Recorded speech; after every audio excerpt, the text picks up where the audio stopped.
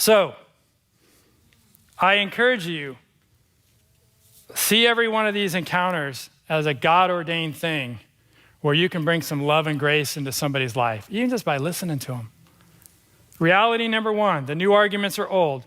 Reality number two, the evidence for the reliability and trustworthiness of the Bible is so vast it deserves our trust. And reality number three, through the Bible, God himself reveals to humanity what we cannot know otherwise. Here's why you have to hear this. Because there's this false argument out there about science and the Bible. These two things are not in conflict with each other.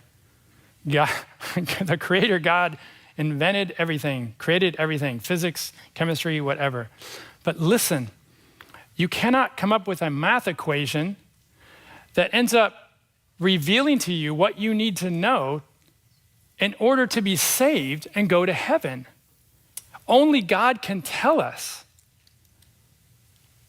Only God can reveal it. Now, he reveals it in two ways. One, he tells us the history. The history of how Jesus came and died for us is recorded. But then he directly tells us what we need to do. And no science equation can do that. Only God can reveal that. He reveals that to us through his word. And that, my friends, is the most miraculous and the strongest piece of evidence for the Bible. Let me explain. So this is 66 different books. And the Bible is uniquely and miraculously consistent and unified, meaning it doesn't contradict each other, even though there's 66 different books. Even though it's written over the course of 1,500 years by 40 different authors on 3 different continents and 3 different languages, all from different backgrounds. These authors, these 40 authors, a shepherd, a prophet, a priest, a king, people from all different walks of life and different parts of the world over the course of 1,500 years. Many of them not knowing each other, not knowing how their writing was going to contribute to the whole. And yet, in the end, it all contributes to one main story. How is that even possible? It's not possible. It is not possible unless one thing is true. Unless there isn't 40 different authors. Unless there's only one.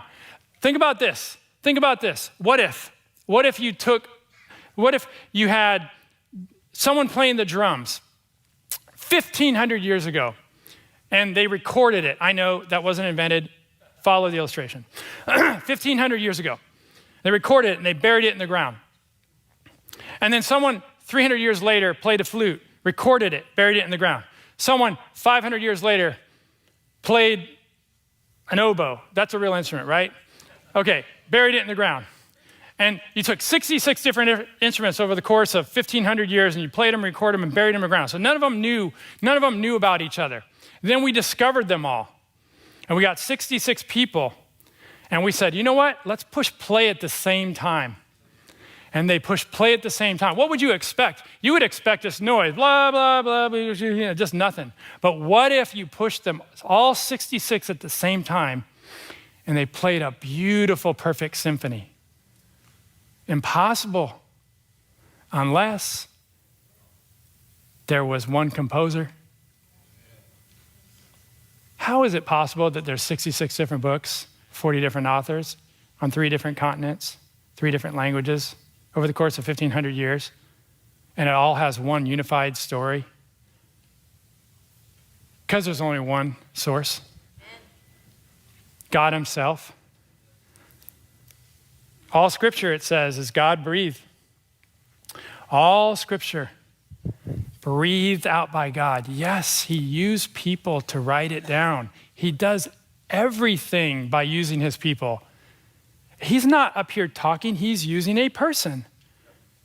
He shows love to people in your life by using his people. He used people to bring his word.